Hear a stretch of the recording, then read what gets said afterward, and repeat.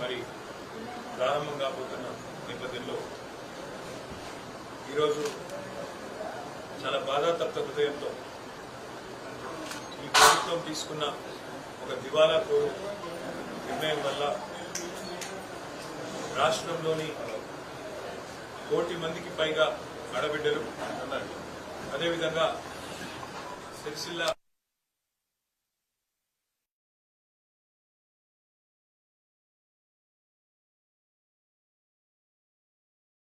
తన దారుణమైన నిర్ణయాన్ని ఈ ప్రభుత్వం బతుకమ్మ చీరలు బంద్ పెడుతూ తీసుకున్నది.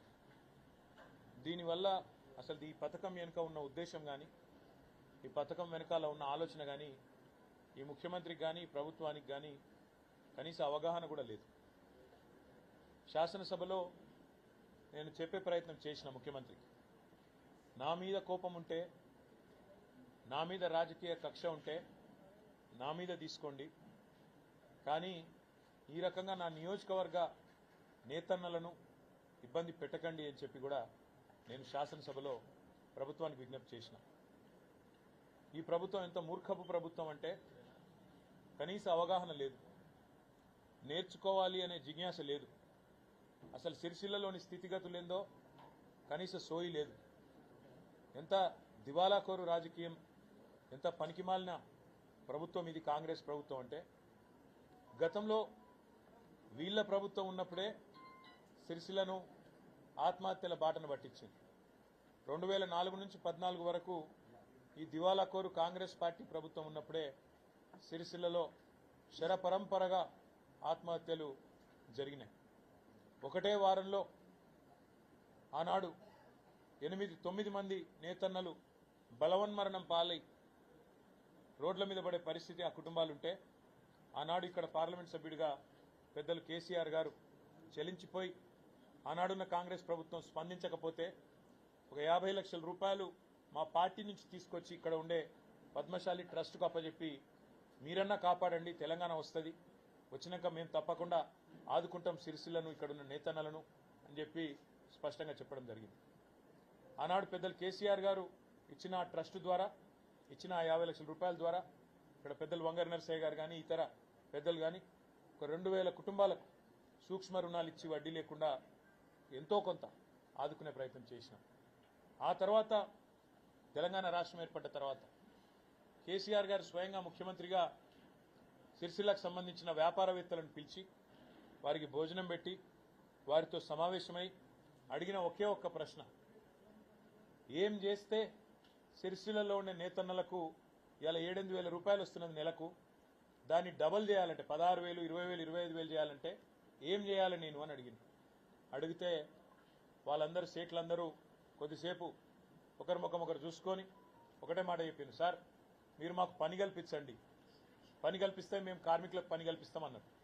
పని కల్పించుడు కాదు, 7-8 సంపాదిస్తున్న నేతన్న 16, 20,000, 25,000 సంపాదించే పరిస్థితి రావాలి, దానికి నేను ఏం చేయాలి అని అడిగి వారి అభిప్రాయాలు తీసుకొని, అదేవిధంగా శాసనసభ్యుడిగా సిరిసిల్ల ఈ ప్రాంత సమస్యలు తెలిసిన బిడ్డగా నన్ను కూడా జౌళి శాఖ మంత్రిగా నియమించి ఆ రోజు ఒక అద్భుతమైన నిర్ణయం తీసుకున్నారు. 1 కోటి మంది ఆడబిడ్డలకు బతుకమ్మ చీరలు సిరిసిల్ల నుంచే తయారు చేసి ఇక్కడ పాలిస్టర్ పరిశ్రమలో ఇక్కడ ఉన్న సాంచాలను పూర్తి స్థాయిలో వినియోగంలో తెచ్చి ఒక సంవత్సరానికి 7-8 నెలలు ఏ డోకా లేకుండా వారికి పూర్తిగా ఉపాధి కల్పించాలన్న ఉద్దేశంతో వేలాది మంది కార్మికులకు కడుపు నింపిన మహానుభావుడు కేసీఆర్ గారు. మొత్తం సిరిసిల్లకు ఒక బతుకమ్మ చీరలే కాదు,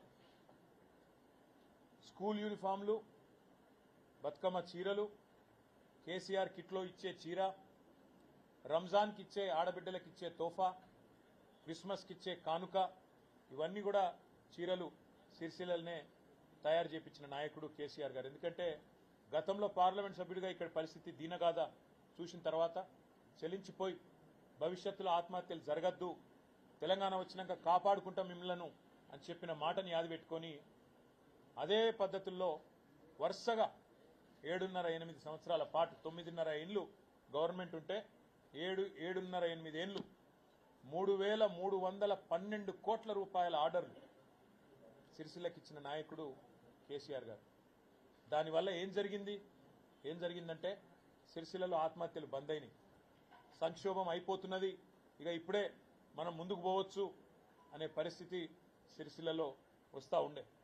ఆధునీకరణ వైపు, మగ్గాల ఆధునీకరణ వైపు, కాటన్ పరిశ్రమను కూడా ఆదుకోవాలి భవిష్యత్తులో అనే ఆలోచనలు చేస్తూ సిరిసిల్లను మరొక తిరుపూర్ చేయాలన్న ఆలోచనతో ఇక్కడికి వెళ్ళి ఇక్కడి పద్మశాలి సోదరుల ఆధ్వర్యంలో చైర్మన్ గారు, మా ఆనాటి కార్పొరేషన్ చైర్మన్ ప్రవీణ్ గారు, మున్సిపల్ చైర్మన్ జిందం కళా చక్రపాణి గారు, అదేవిధంగా ఇక్కడ వస్త్ర వ్యాపార పరిశ్రమకు సంబంధించిన పెద్దలను కూడా నేను స్వయంగా 2-3 బస్సుల్లో తమిళనాడుకు తిరుపూర్ కూడా పంపించిన, కోయంబత్తూరుకు పంపించిన.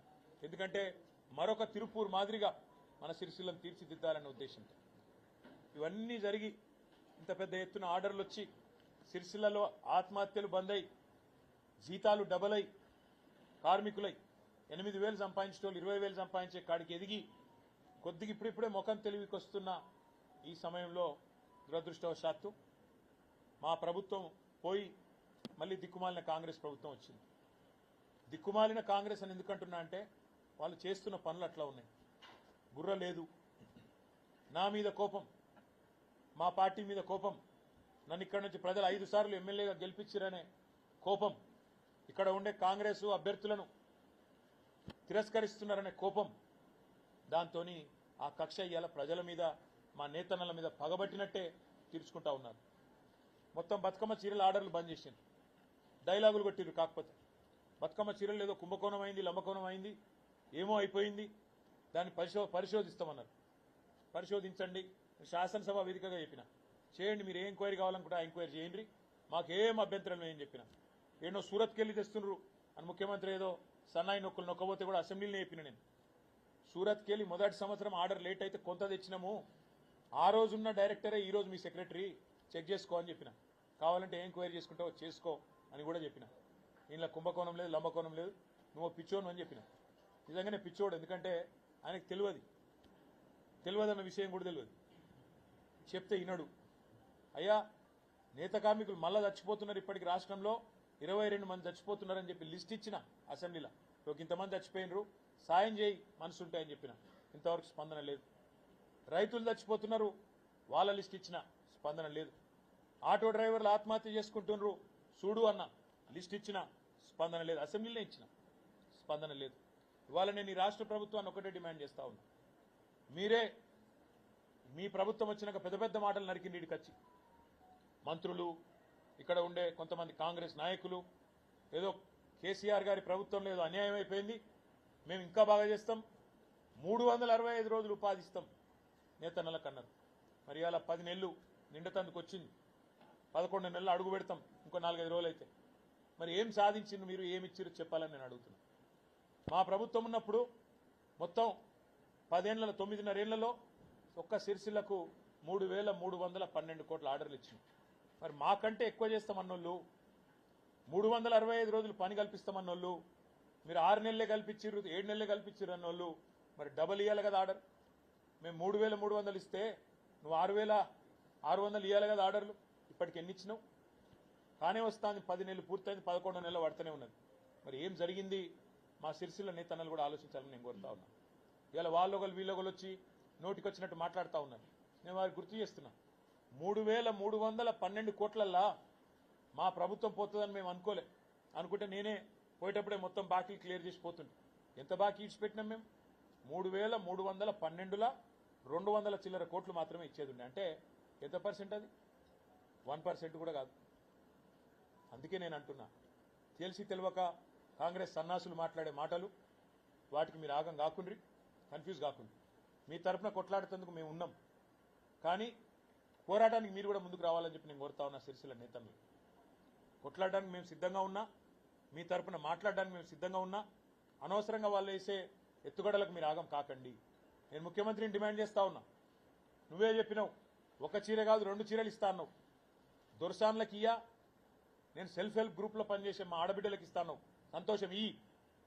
ఒక చీర కాదు 2 చీరలు ఇయ్యి, కానీ ఆ 2 చీరల ఉత్పత్తి సిరిసిల్ల నేతన్నలకి ఇస్తే వాళ్ళ బతుకు బాగుపడుతుంది, నీకు కూడా అర్థమవుతుంది ఇక్కడ సమస్య ఏందో, తద్వారా కనీసం కొంత జ్ఞానోదయం అని అవుతుంది. నేను ఒకటే ఒక్క డిమాండ్ ఈ ప్రభుత్వాన్ని చేస్తా ఉన్నా, ఏ కారణం చేత ఈరోజు సిరిసిల్లను గోసవుచ్చుకుంటున్నావు, ఇక్కడ నేతన్నలను గోసవుచ్చుకుంటున్నావో చెప్పాలని చెప్పి నేను డిమాండ్ చేస్తా ఉన్నా. 10 ఏళ్లు చక్కగా నడిచిన వ్యవస్థ ఆత్మహత్యలు బంద్ అయిపోయిన పరిస్థితి నుంచి ఇలా మళ్ళొక్కసారి ఆత్మహత్యలు జరుగుతున్నాయంటే నీకు కనీసం మనసు లేదా? కనీసం ఆ మనసులో ఒక్క క్షణమన్న బాధ అనిపిస్తలేదా? ఆలోచించమని చెప్పి ముఖ్యమంత్రిని కోరుతా ఉన్నా. అదే మాదిరిగా సిరిసిల్లలో ఒక నేతన్నలే కాదు అందరూ ఇబ్బంది పడతా ఉన్నారు. చాలా విచిత్రమైన పరిస్థితి ఇక్కడ అధికారులు కూడా కాంగ్రెస్ పార్టీ నాయకుల్లాగా కాంగ్రెస్ పార్టీ కార్యకర్తల్లాగా అత్యుత్సాహాన్ని ప్రదర్శిస్తూ అడ్డగోలు జమాబందీ వ్యవహారం చేస్తూ ఉన్నారు. మొన్నటికి మొన్న 54 రేషన్ దుకాణాలు ఇక్కడ మా గతంలో ప్రభుత్వం ఉన్నప్పుడు కొత్త రేషన్ దుకాణాలు పెట్టినాం. చిన్న చిన్న పల్లెలలో, పోతిరెడ్డిపల్లె లాంటి చిన్న పల్లెలో పెట్టినాం. రాగట్లపల్లె లాంటి చిన్న పల్లెల కొత్త గ్రామ పంచాయతీ చేసి అక్కడనే మళ్ళీ వాళ్ళు ఇంకో పక్క ఊరికి పెద్ద ఊరికి పోయి అక్కర లేకుండా ఆడనే దుకాణం పెట్టినాం.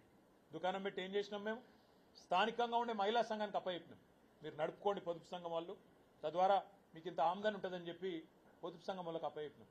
మరి నువ్వేం చేసినావు? వచ్చి ఇప్పుడు ఇక్కడ నా చేతిలో 4 సార్లు ఓడిపోయిన ఆయన ఏందో ఆయనే రాజు ఆయనే మంత్రి అన్నట్టు ఆయన ఇక నేనే నడుపుతా మొత్తం ప్రభుత్వాన్ని, అసలు ఇక అటు రేవంత్ రెడ్డి ఇక్కడ నేను అన్నట్టుగా ఇష్టారాజ్యం ఇష్టం వచ్చిన వ్యవహారం చేస్తూ ఉన్నారు. దానికి అధికారులు వంతపాడుతూ ఇవాళ ఆగమాగం అవుతున్నారు. అధికారులకు నేను ఒకటే చెప్తా ఉన్నా, మొన్న ఆంధ్రప్రదేశ్లో ఏం జరిగిందో చూడండి. ఆల్ ఇండియా సర్వీస్ ఆఫీసర్లు కూడా మన సస్పెండ్ అయింది. మీరు చట్టం ప్రకారం కాకుండా కానూన్ ప్రకారం కాకుండా ఇష్టం వచ్చినట్టు చేస్తామంటే మాత్రం తప్పకుండా దానికి ఫలితం అనుభవిస్తారు. ఆల్ ఇండియా సర్వీస్ ఆఫీసర్లే కావచ్చు, పోలీసులే కావచ్చు, ఆర్డీఓలే కావచ్చు, కలెక్టర్లే కావచ్చు, ఎవడే కావచ్చు, తప్పకుండా ఫలితం అనుభవిస్తారు. చట్టం ప్రకారం పనిచేయండి, ఒళ్ళు దగ్గర పెట్టుకొని పనిచేయండి. ఇష్టం వచ్చినట్టు చేస్తామంటే మాత్రం ఊరుకోము. మీకు తెలుసు, మాకు తెలుసు, ప్రజలకు కూడా తెలుసు. మళ్ళా 3.5-4 ఏళ్లలో కేసీఆర్ గారు తిరిగి వస్తారు. మీ సంగతి తప్పకుండా అప్పుడు చూస్తామనే మాట కూడా నేను విజ్ఞప్తి చేస్తా ఉన్నా. అయితే ఇక్కడ ఒక మాట నేను అడుగుతా ఉన్నా, ఇక్కడ కలెక్టర్ని ఆర్డీఓని 54 దుకాణాలకు దరఖాస్తులు పిలిచింది. 480 మంది పైసలు కట్టి మరీ దరఖాస్తు చేసుకున్నారు. ఆరోపణలు వస్తున్నాయి. స్వయంగా కాంగ్రెస్ నాయకులే ఆరోపిస్తున్నారు, మేము కూడా కాదు. కాంగ్రెస్ నాయకులే లక్షల రూపాయలకు అమ్ముకున్నారు దుకాణాలని చెప్పి కాంగ్రెస్ కార్యకర్తలు, కాంగ్రెస్ నాయకులు, నేను చూసిన స్వయంగా వీడియో. పోతుగల్ గ్రామానికి సంబంధించిన ఒక తమ్ముడు ఆరోపణ చేయడం నేనే చూసిన. కాంగ్రెస్ నాయకులు ప్రెస్ మీట్లు పెట్టి చెప్తున్నారు మార్కెట్ కమిటీ డైరెక్టర్ పదవులు కూడా అమ్ముకుంటున్నారు అని. ఇవాళ నిరసనలు చెప్తా ఉన్నారు, వాటర్ ట్యాంక్ లెక్కి మరీ నిరసన ప్రదర్శనలు చేస్తా ఉన్నారు. ఎవరైతే అర్హులుగా ఉండి అన్యాయం జరిగిందో వాళ్ళు బాధితులు బాధపడతా ఉన్నారు. నేను అడుగుతా ఉన్నా కలెక్టర్ గారికి, అదేవిధంగా ఈ జిల్లాలో ఉండే మంత్రులకు, సివిల్ సప్లైస్ మంత్రికి ఈ విషయంలో స్ట్రైట్గా నేను అడిగేది ఒకటే, మీరు ఏదైతే రాత పరీక్ష పెట్టినమంటున్నారో దాని మెరిట్ లిస్టు బయట పెట్టండి, వెంటనే ప్రకటించండి. పీజీలు చదువుకున్న వాళ్ళు, డిగ్రీలు చదువుకున్న వాళ్ళకేమో మార్కులు రావట, 10వ తరగతి పాస్ అయిన వాళ్ళకు మార్కులు వస్తాయట. కాంగ్రెస్ కండువా కప్పుకుంటే లక్షల రూపాయలు సమర్పించుకుంటే ఇవాళ ఎటుబడితటు సిరిసిల్లలో వ్యవహారం చేస్తా అని అనుకుంటా ఉన్నారు. దీనికి శిక్ష తప్పదు. ఆర్డీఓ అయినా, నేను ఇంకో మాట కూడా చెప్తున్నా, కలెక్టర్ అయినా ఎవరైనా శిక్ష తప్పదు. దబ్బన మేము మళ్ళీ అధికారంలోకి వచ్చే వరకు 4 ఏళ్ల తర్వాత నేను రిటైర్ అయిపోతా కదా, నాదేంది అనుకుంటే నీ దగ్గరికి వెళ్ళి రికవరీ చేపిస్తా అని కూడా చెప్తా ఉన్నా. ఇడిచిపెట్టదు. ఇది పద్ధతి కాదు. ఏదైనా ఒక పద్ధతి ప్రకారం నడవాలి తప్ప మేము 10 ఏళ్ళు ఉన్నాం ఇక్కడ, మాకు చేత కాదా ఇట్లాంటి పనులు చేసుడు? ఇవాళ అధికారం రాగానే కళ్ళు నెత్తికెక్కి నేను చూస్తా ఉన్నా, అన్ని చూస్తా ఉన్నా, కానీ మౌనంగా. ఎందుకంటే అధికార మదంతో మీరు చేస్తున్న వ్యవహారం. మొన్న ఇక్కడ ప్రభుత్వం ఆధ్వర్యంలో ఒక క్యాన్సర్ స్క్రీనింగ్ క్యాంపు పెడతారు. ఆ క్యాన్సర్ స్క్రీనింగ్ క్యాంపులో స్థానిక ఎమ్మెల్యేలు ఇలా మా ఫోటోలు ఉండవు. మా చేతిలో ఓడిపోయిన వాళ్ళ కాంగ్రెస్లో ఫోటోలు పెట్టి ప్రభుత్వ అధికారిక కార్యక్రమాలు నడిపిస్తా ఉన్నారు ఇక్కడ జిల్లా యంత్రాంగం. నేను గుర్తు చేస్తా ఉన్నా, జిల్లా పుట్టించిందే కేసీఆర్, రాజన్న సిరిసిల్ల జిల్లా చేసిందే కేసీఆర్, ఇలా మీరు కూర్చున్న కలెక్టరేట్ కట్టించిందే కేసీఆర్. కాబట్టి అతికి పోతే, అతి చేస్తే ఇబ్బందుల పాలవుతారు, ఉద్యోగాలు పోతాయి. తర్వాత 4 ఏళ్లలో మళ్ళా మా గవర్నమెంట్ వస్తుంది. ఒళ్ళు దగ్గర పెట్టుకుని ఉండాలని చెప్పి కూడా అధికారులకు నేను హెచ్చరిస్తా ఉన్నా. తప్పకుండా ఈ విషయంలో వదిలిపెట్టాం. ఇవాళ వాటర్ ట్యాంకెట్కి కొట్లాడుతున్న బాధితులు ఎవరైతున్నారో వాళ్ళకు కూడా నేను చెప్తా ఉన్నా, మీ తరపున తప్పకుండా హైకోర్టును ఆశ్రయిస్తాం. అసలు నోటిఫికేషనే తప్పుల తడక అని చెప్తున్నారు. ఎక్కడ ఎస్సీ రిజర్వేషన్ ఇవ్వాలి, ఎక్కడ బీసీ ఇవ్వాలి, ఇష్టం వచ్చినట్టు. వాళ్ళు ఇష్టం వచ్చినట్టు ఆఫీసులో కూర్చొని కాంగ్రెస్ పార్టీ ఆఫీసులో రాసుకొని ఇచ్చినట్టు ఉన్నదని చెప్తా ఉన్నారు. న్యాయస్థానాన్ని కూడా ఆశ్రయిస్తాం, వదిలిపెట్టాం.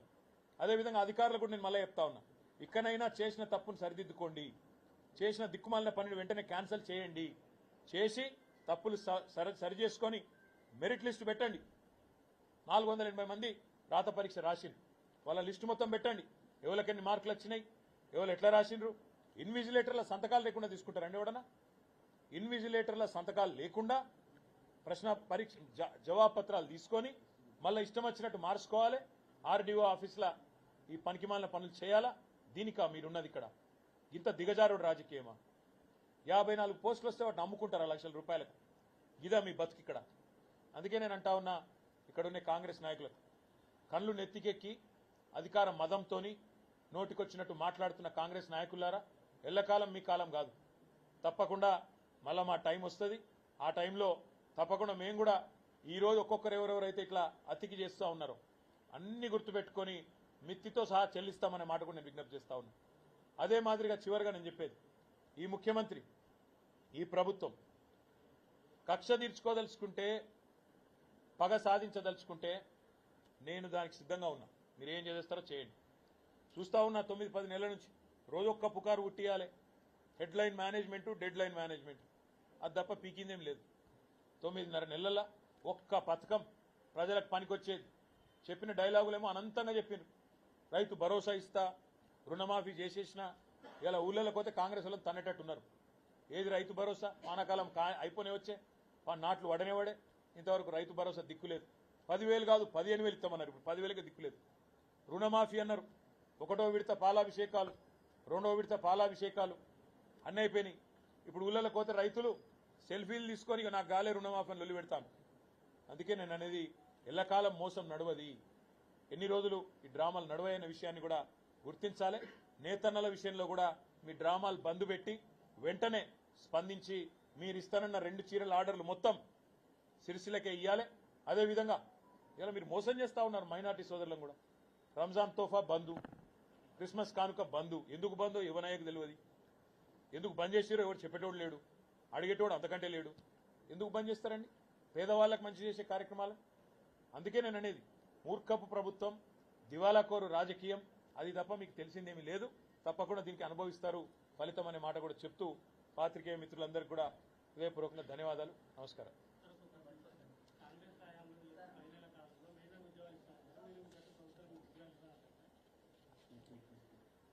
ఎట్లుందంటే బ్రదర్, ఇది నిన్న ముఖ్యమంత్రి చెప్పిండు, ఇన్నోవేటివ్ థింకింగ్ ఉండాలన్నట. ఇన్నోవేటివ్ థింకింగ్ అంటే ఏందో ఎరికేనా? ఇన్నోవేటివ్ థింకింగ్ అంటే మనం ఇయ్యని ఉద్యోగాలు మనం ఇచ్చినట్టు చెప్పుకోవడం ఇన్నోవేటివ్ థింకింగ్. మనం నోటిఫికేషన్ ఇచ్చింది లేదు, ఒక పరీక్ష పెట్టింది లేదు, కానీ 30,000 ఉద్యోగాలు నేను ఇచ్చినా ఉదరగొట్టుడు ఇన్నోవేటివ్ థింకింగ్. ఇంకొక మాట, ఇన్నోవేటివ్ థింకింగ్ అంటే అర్హత లేని బావమరిది గారికి 1137 కోట్ల కాంట్రాక్ట్ ఇచ్చుడు ఇన్నోవేటివ్ థింకింగ్. ఇదివరకేమో ప్రతిపక్షంలో ఉన్నప్పుడు ఉద్యోగాలు ఇవ్వలేదని తిట్టాలి, మళ్ళీ అవే ఉద్యోగాలకు మీరు వచ్చినాక కాయిదాలు ఇవ్వాలి, అది ఇన్నోవేటివ్ థింకింగ్. ప్రతిపక్షంలో ఉన్నప్పుడు మీరు డబుల్ బెడ్రూమ్ ఇల్లు కట్టలేదని తిట్టాలి, మళ్ళీ ఇవాళ అధికారంలోకి రాగానే కేసీఆర్ ఇచ్చిన 15,000 డబుల్ బెడ్రూమ్ ఇల్లు మనం ఇచ్చినామని చెప్పి మూసీ బాధితులకు అని చెప్పి వాళ్ళకి మళ్ళీ ఇచ్చి మనమే కట్టినట్టు 9 నెలల ఏదో పీకి పందిరేసినట్టు పోజులు కొట్టడం ఇన్నోవేటివ్ థింకింగ్. ఇన్నోవేటివ్ థింకింగ్ అంటే ఇన్ని రోజులు అడ్రస్ లేని అన్నదమ్ముళ్ళు ఇలా సడన్ గా 1000 కోట్ల పెట్టుబడులతోని, సంచుల మూటలతోని తెలంగాణకు వచ్చుడు ఇన్నోవేటివ్ థింకింగ్. ఇన్నోవేటివ్ థింకింగ్ అంటే ఇంకా చాలా ఉన్నాయి, చెప్పండి చెప్తా. ఉద్యోగాలు ఎన్ని ఇచ్చినామో ఇదివరకు చెప్పినాం, మళ్ళీ చెప్తున్నాం. 1,60,000 ఉద్యోగాలు అన్నాడు ఇచ్చినాం. భారతదేశంలోనే ఏ ప్రభుత్వము ఏ రాష్ట్రం ఇయ్యనని ఉద్యోగాలు ఇచ్చినాం. కానీ మా తమ్ములకు చెప్పుకోవడంలో విఫలమైనాం, మా తమ్ముళ్లను చెల్లెళ్లను కన్విన్స్ చేసుకోవడంలో విఫలమైనాం. మా నాయకులం మేం ఫెయిల్ అయినాం, కేసీఆర్ గారు కాలే. మేం చెప్పలేకపోయినాం ప్రజలకు. మేము ఉద్యోగులకు అత్యధిక జీతాలు భారతదేశంలో ఇచ్చి ఉద్యోగులకు కూడా దూరమైనాం. ఎందుకు? 73% ఫిట్మెంట్ ఇచ్చి 1వ తారీఖు జీతాలు పడలే అని అవతలోడు ప్రతిపక్షపోడు లొల్లి పెడితే దాన్ని మేము చెప్పుకోలేక వాళ్ళని దూరం చేసుకున్నాం. ఇట్లా ఎన్నో జరిగినాయి. కానీ ఒకటి మాత్రం పక్కా, ప్రజలకు ఇప్పుడిప్పుడు అన్ని తేట పడుతున్నాయి. 2 లక్షల ఉద్యోగాలు మొదటి సంవత్సరంలో ఇస్తాని నరికిన రాహుల్ గాంధీ ఏడి? అశోక్ నగర్కి వచ్చి నేను ఇస్తా, నా గ్యారంటీ అని చెప్పిన రాహుల్ గాంధీ ఎక్కడ పోయింది? 10 నెలలు అయిపోయినాయి, 11 నెలలు వస్తూనే ఉన్నది. మరి మొదటి సంవత్సరంలో 2 లక్షల ఉద్యోగాలు అన్నావు, 2 ఉద్యోగాలను ఇచ్చినవా ఇప్పటి వరకు చెప్పమని చెప్పి నేను ముఖ్యమంత్రిని డిమాండ్ చేస్తా ఉన్నా. 2 లక్షల ఉద్యోగాలను మోసం చేసిన ఇద్దరికి ఉద్యోగాలు వచ్చినాయి. ఒకటి రాహుల్ గాంధీకి లీడర్ ఆఫ్ ఆపోజిషన్ అయిండు, రేవంత్ రెడ్డి ముఖ్యమంత్రి అయిండు.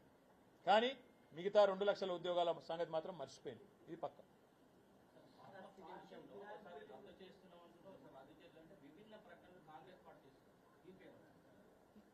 ఫార్మా సిటీని రద్దు చేస్తాం, హైదరాబాద్ ఫార్మా సిటీని రద్దు చేస్తామని చెప్పి కాంగ్రెస్ పార్టీ చాలా స్పష్టంగా ఎన్నికలకు ముందు ఇబ్రహీంపట్నంలో, మహేశ్వరంలో, రాష్ట్రంలోని పలు వేదికల ద్వారా రేవంత్ రెడ్డి, కోమటిరెడ్డి వెంకటరెడ్డి, కోదండరెడ్డి ఇట్లా చాలా మంది కాంగ్రెస్ పార్టీ నాయకులు చాలా స్పష్టంగా చెప్పారు.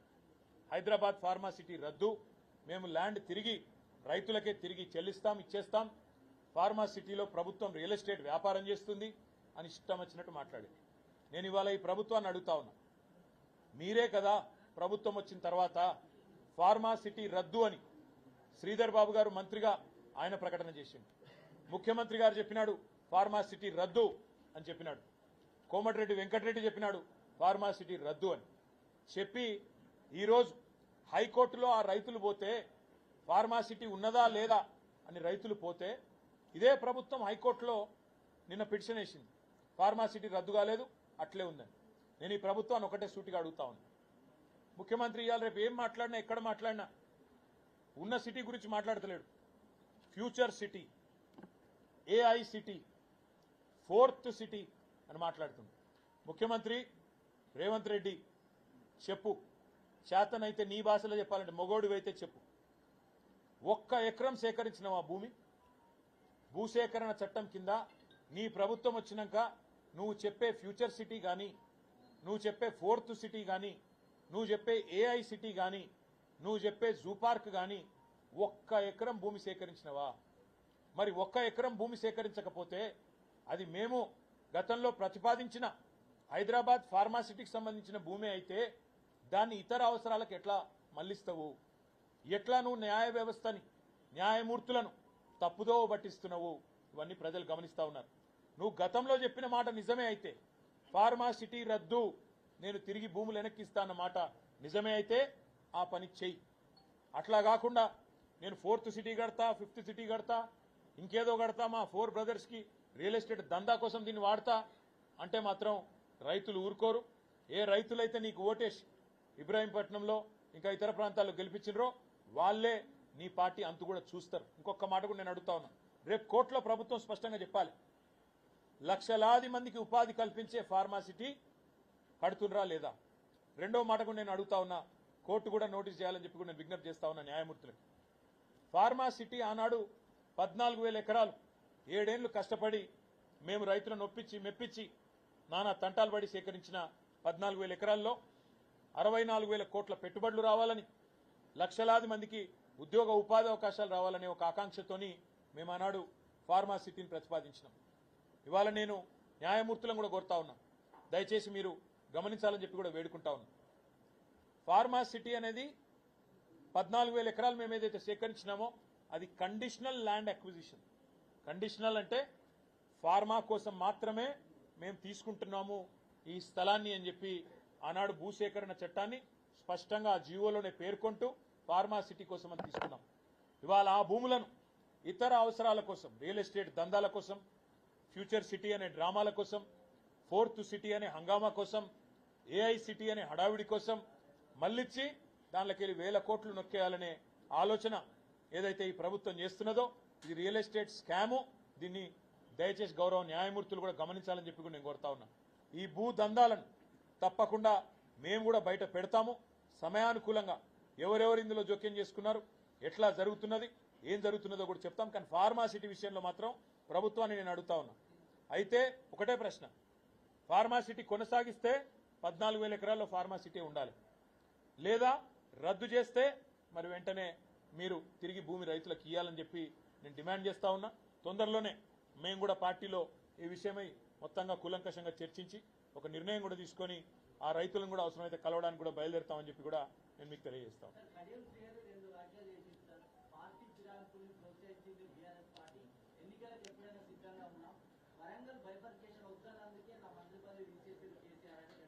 సరే ఇక పార్టీ మారినాక ఏదో ఒకటి మాట్లాడాలి కాబట్టి మాట్లాడతారు.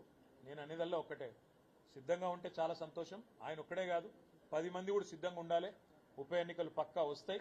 వీళ్ళందరికీ పరాభవం కూడా తప్పదు.